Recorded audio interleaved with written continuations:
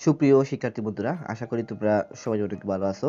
তো যারা ষষ্ঠ থেকে নবম শ্রেণীর মধ্যে আছো এবং তোমরা নিয়মিত তোমাদের অ্যাসাইনমেন্ট করে স্কুলে জমা দিচ্ছ, তো তোমাদের চতুর্থ সপ্তাহের অ্যাসাইনমেন্ট প্রকাশ করা হয়ে গেছে। আজকের এই ভিডিওতে আমি ষষ্ঠ শ্রেণীর বাংলাদেশ ও বিশ্ব পরিচয় এর প্রশ্ন এবং সমাধান দেওয়ার চেষ্টা করছি। তার আগে একটা কথা বলে নিই, তোমাদের বাকি যে দুইটা অ্যাসাইনমেন্ট, একটা হচ্ছে ইংরেজি এবং একটা হচ্ছে বিজ্ঞান, এই দুইটার আমি সমাধান অলরেডি দিয়ে দিয়েছি আমার চ্যানেলে। তোমরা একটু ভিজিট করে দেখে আসো। ওকে, তো প্রথমে আমরা প্রশ্নটি দেখে নিই। এখানে প্রশ্নতে তোমাদের যে অধ্যায়গুলো দেওয়া আছে, একাদশ অধ্যায় এবং ত্রয়োদশ অধ্যায়, মানে 11 এবং 13, এই দুই অধ্যায় তোমরা ভালো করে পড়বা।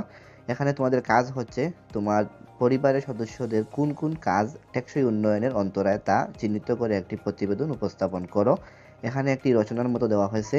এখানে যেগুলো তোমরা দিতে হবে পয়েন্ট, সেটা হচ্ছে ভূমিকা, টেকসই উন্নয়ন কি, টেকসই উন্নয়নের অন্তরায় আচরণসমূহ, পরিবারের সদস্যদের আচরণ, ব্যক্তিগত মতামত এবং উপসংহার। মানে একটি রচনায় যেগুলো দিতে হয়, এখানে কয়েকটি পয়েন্ট দেওয়া আছে, এগুলো তোমাদের দিতেই হবে। তো চলো এখন আমরা সমাধানের দিকে চলে যাই। তো এখানে তোমাদের প্রতিবেদনে কিছু নির্ধারিত বিষয়ের উপর ভিত্তি করে লিখতে হবে। তাছাড়া প্রতিবেদনে যা যা থাকতে হবে তার নিচে দেওয়া হলো। এগুলো ছাড়াও যদি ইচ্ছে হয় তাহলে আপনি নিজের মতো বানিয়ে লিখতে পারবেন। এতে আপনার সৃজনশীল জ্ঞান বৃদ্ধি পাবে। তবে এই যে পয়েন্টগুলো দেওয়া আছে, এগুলো কিন্তু তোমাদের প্রশ্নতে দেওয়া আছে, তো এগুলো তোমাদের দিয়ে লেখাটা বেস্ট হবে। তো আমি তোমাদেরকে এখন দেখাচ্ছি উত্তরটি। উত্তর হলো, প্রথমে লিখতে হবে টেকসই উন্নয়ন প্রতিবেদন, তারপর এখানে ভূমিকা দিবা। এখানে তারপর ভূমিকায় লিখবা একটি নীতিবাক্য রয়েছে, ভবিষ্যতের ভাবনা পাবাই জ্ঞানীর কাজ। পৃথিবী নামক গ্রহে আমরা বসবাস করছি। পৃথিবীতে জীবন ধারণের জন্য আমরা নানা উপকরণ যেমন অক্সিজেন, পানি, মাটি, আশ্রয়স্থল ব্যবহার করছি। শুধু তাই নয়, আমরা গাছের ছায়া ও মনোরম আবহাওয়া আমরা উপভোগ করি। টেকসই উন্নয়ন প্রক্রিয়ার মাধ্যমে আমরা আমাদের অস্তিত্ব টিকিয়ে রাখতে পারবো। তাই মানব জীবনের টেকসই উন্নয়নের গুরুত্ব অপরিসীম। আমাদের ভূমিকা শেষ হয়ে গেল। এখন আমরা আসি পরবর্তী পয়েন্টে। পরবর্তী পয়েন্ট হচ্ছে টেকসই উন্নয়ন কি। টেকসই উন্নয়নের ইংরেজি প্রতিশব্দ হলো সাস্টেইনেবল ডেভেলপমেন্ট গোলস। টেকসই উন্নয়ন এমন একটি উন্নয়ন প্রক্রিয়া যা ভবিষ্যতের কথা ভেবে করা হয়, ফলে প্রকৃতিতে ঠিক রেখে উন্নয়ন কর্মকাণ্ড সম্পাদন করা হয়। যেমন একদিকে মানুষের বর্তমান চাহিদা মেটাতে সক্ষম, অন্যদিকে ভবিষ্যৎ প্রজন্মের চাহিদা মেটানোর ক্ষেত্রে ঘাটতি কারণ হয়ে দাঁড়াবে না। যেমন ফসলি জমির জন্য ক্ষতিকর কোনো কীটনাশক ব্যবহার না করে উৎপাদন বাড়ানো, পরিবেশ বান্ধব কৃষি কার্যক্রম ও বর্তমান ও ভবিষ্যতের প্রাকৃতিক সম্পদ অক্ষুণ্ণ রাখতে সাহায্য করে। মানুষের নিরাপত্তা বিধান সম্ভব হয় আমরা টেকসই উন্নয়নের এমন যেন দিতে পারি। তো আমরা এখন 3 নম্বর পয়েন্টে আসলাম। 3 নম্বর পয়েন্ট হচ্ছে টেকসই উন্নয়নের অন্তরায় আচরণসমূহ। এখানে প্রথমে হচ্ছে সর্বত্র সব ধরনের দারিদ্র্যের অবসান। দ্বিতীয় পয়েন্ট হচ্ছে ক্ষুধার অবসান, খাদ্য নিরাপত্তা ও উন্নত পুষ্টিমান অর্জন ও টেকসই কৃষি প্রসার। 3 নম্বরে হচ্ছে সকল বয়সী সকল মানুষের জন্য সুস্বাস্থ্য ও কল্যাণ নিশ্চিত করা। তারপর হচ্ছে সকলের জন্য অন্তর্ভুক্তিমূলক ও সমতার ভিত্তিতে গুণগত শিক্ষা নিশ্চিতকরণ এবং জীবনব্যাপী শিক্ষা লাভের সুযোগ সৃষ্টি। 5 নম্বরে হচ্ছে জেন্ডার সমতা অর্জন এবং সকল নারী ও মেয়েদের ক্ষমতায়ন। সকলের জন্য পানি ও পয়ঃনিষ্কাশন এর টেকসই ব্যবস্থাপনা ও প্রাপ্যতা নিশ্চিত করা। সকলের জন্য পূর্ণাঙ্গ, সাশ্রয়ী ও নির্ভরযোগ্য ও টেকসই আধুনিক জার্মানির সহজলভ্য করা। সকলের জন্য পূর্ণাঙ্গ ও উৎপাদনশীল কর্মসংস্থান এবং সুবন কর্মসূচি সৃষ্টি এবং স্থিতিশীল অন্তর্ভুক্তিমূলক ও টেকসই অর্থনৈতিক প্রবৃদ্ধি অর্জন।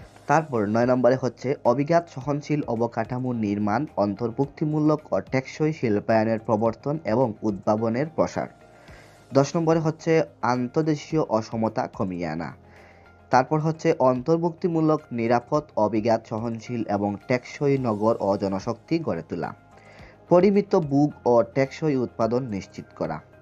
জলবায়ু পরিবর্তন ও এর প্রসার মোকাবেলায় জরুরি কর্মব্যবস্থা গ্রহণ। টেকসই উন্নয়নের জন্য সাগর, মহাসাগর ও সামুদ্রিক সম্পদের সংরক্ষণ ও টেকসই ব্যবহার। তারপর 15 নম্বর হচ্ছে স্থলজ বাস্তুতন্ত্র পুনরুদ্ধারে ও সুরক্ষা প্রদান এবং টেকসই ব্যবহারের পৃষ্ঠপোষক। টেকসই বন ব্যবস্থাপনা, মরুকরণ প্রক্রিয়ার ভূমি ও ভূমি সৃষ্টি প্রক্রিয়ার পুনরুজ্জীবন এবং জীববৈচিত্র্য রক্ষা করা। তারপর 16 নম্বর হচ্ছে টেকসই উন্নয়নের জন্য শান্তিপূর্ণ অন্তর্ভুক্তিমূলক সমাজ ব্যবস্থার প্রচলন, সকলের জন্য ন্যায় বিচার প্রাপ্তির পথ সুগম করা। তারপর যে পয়েন্ট সেটা হচ্ছে পরিবারের সদস্যদের আচরণ। এখানে তোমরা লিখতে পারো, দারিদ্রতা ও পারিবারিক অসচ্ছলতার কারণে স্কুলে পাঠানোর পরিবর্তে কাজে পাঠাতে বাধ্য হয়। মা বাবা অসুস্থ হলে কিংবা তাদের মধ্যে বিবাহ বিচ্ছেদ ঘটলে অনেক সময় শিশুরা অর্থ উপার্জনে বাধ্য হয়। অভিভাবকদের বৈষম্যমূলক আচরণের কারণে অনেক সময় শিশুদের শ্রমিকে পরিণত করে। শিশুদের প্রতি নির্যাতন এবং অত্যাচারও এক্ষেত্রে নেতিবাচক ভূমিকা পালন করে। তো এটা হচ্ছে পরিবারের সদস্যদের আচরণের পয়েন্টটি। তারপর হচ্ছে ব্যক্তিগত মতামত। আসলে এগুলা তোমরা নিজ থেকে লিখার কথা, নিজ থেকে লিখবা। আমি শুধুমাত্র তোমাদেরকে একটি ধারণা দেওয়ার জন্য আমি দিচ্ছি। এগুলো হুবহু দিতেও পারো, আবার চাইলে নিজে এডিট করে নিজের মতো করে দিতে পারো। তো ব্যক্তিগত মতামতে তোমরা দিতে পারো, সামাজিকীকরণ প্রক্রিয়া শিশুকে সামাজিক মানুষে পরিণত করে, সুস্থ ও সুন্দরভাবে বিকশিত হতেও যোগ্য নাগরিক হিসেবে গড়ে উঠতে সহায়তা করে, শিশুকে সমাজের দায়িত্বশীল সদস্যে পরিণত হতে এবং সমাজে শান্তি শৃঙ্খলা বজায় রাখতে সহায়তা করে। তাই আমাদের সামাজিকীকরণে বিকাশ করাতে হবে। শিশু হিসেবে আমাদের জীবনের জন্য ক্ষতিকর ঝুঁকিপূর্ণ শ্রম থেকে নিজেদের বিরত রাখবো এবং অন্যদেরও বিরত রাখতে সহায়তা করব।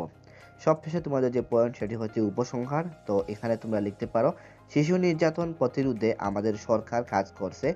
নির্যাতনের শিকার শিশুদের আইনি সহায়তা, চিকিৎসা সেবা, পরামর্শ সেবা প্রদান করছে। তবে শিশু নির্যাতন প্রতিরোধে সামাজিক মূল্যবোধের উন্নয়ন জরুরি, তবেই টেকসই উন্নয়নের প্রসার ঘটতে পারে। তো এই হচ্ছে তোমাদের পুরো প্রশ্নের উত্তরটি। আশা করি তোমরা বিষয়টি বুঝতে পেরেছো। আমি এর আগে তোমাদের যে গুলো আছে, যেমন বিজ্ঞান ছিল, তার আগে ইংরেজি ছিল, আমি এগুলোর আনসার অলরেডি তোমাদেরকে দিয়ে দিয়েছি। তোমরা আমার ভিডিওগুলো একটু দেখলে তোমরা সেখান থেকে দেখে নিতে পারো। ওকে, তো আশা করি ভিডিওটি বুঝতে পেরেছো। ভিডিওটি ভালো লাগলে এবং পরবর্তীতে এরকম ভিডিও পেতে হলে অবশ্যই আমার চ্যানেলটি সাবস্ক্রাইব করে যাবা। ধন্যবাদ সবাইকে।